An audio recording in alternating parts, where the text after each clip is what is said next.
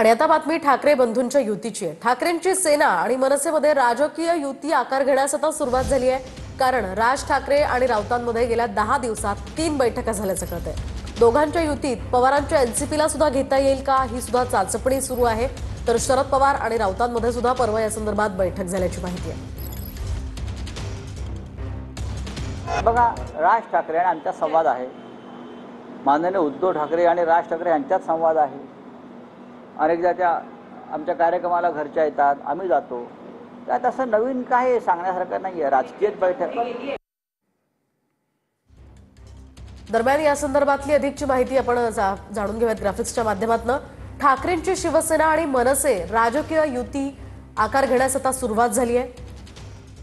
राज ठाकरे आणि राऊतांमध्ये गेल्या 10 दिवसात 3 बैठका झाल्याचंही कळतंय।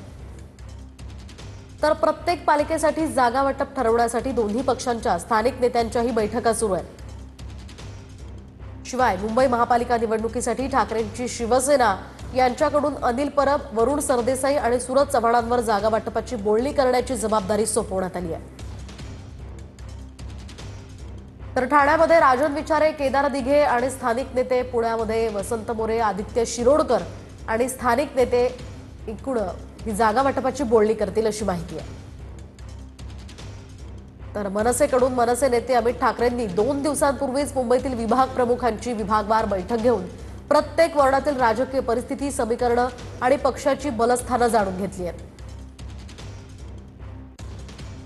राज ठाकरेंनी सुद्धा मुंबई पालिकेसाठी कोणत्या जागा मागता येईल याची यादी मुंबई शहर अध्यक्ष संदीप देशपांडे आणि उपशहर अध्यक्षांकडे मागितली आहे। ठाकरेंची शिवसेना आणि मनसे युतीमध्ये शरद पवारांच्या राष्ट्रवादीला सुद्धा सामावून घेता येईल का याचीही चाचपणी सुरू असल्याची माहिती आहे। ठाणे, पुणे या पालिकेसाठी शरद पवारांच्या राष्ट्रवादीला सोबत घेतल्यास आणखी ताकद वाढेल अशी ठाकरेंची शिवसेना विचार करत असल्याची माहिती आहे।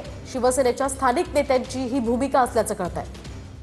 तर शरद पवारांच्या राष्ट्रवादीला सोबत घ्या अशी मागणी ठाकरेंच्या शिवसेनेच्या स्थानिक पदाधिकाऱ्यांनी वरिष्ठ नेत्यांकडे केल्याचंही कळतंय। शिवाय संजय राऊतांनी शरद पवार यांची या संदर्भात परवा भेट घेतली होती, त्यांच्याशीही चर्चा केल्याची माहिती मिळते।